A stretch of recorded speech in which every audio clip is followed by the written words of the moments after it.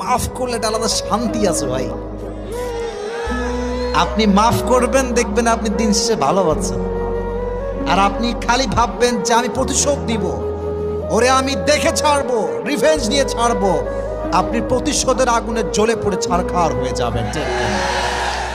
So you have to forgive everyone from your heart. মন থেকে মাফ করবেন, হৃদয়ের প্রশান্তি দান করবে। একজন আওয়াজ দিয়ে বলেন, তিনি কে? মাফ করা শিখবো। আর যুবকদেরকে বলবো, তোমরাও মাফ করা শেখো। বেঈমানদেরকে তোমরা আল্লাহর জন্য ছেড়ে দাও, আল্লাহ ওদেরকে দেখে নেবে ইনশাআল্লাহ। যারা প্রতারক, যারা বিশ্বাসঘাতক, যাদের কথা কাজে মিল নাই, এদের সাথে কোনো সম্পর্কের দরকার নাই।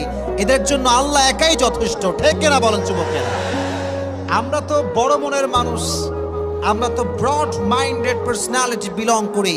আমরা মাফ করে দিব, বাদ বাকি আল্লাহ ভরসা। ঠিক কিনা যুবকেরা? তাহলে প্রথম মেসেজ আজকের এই মাহফিলে এই যে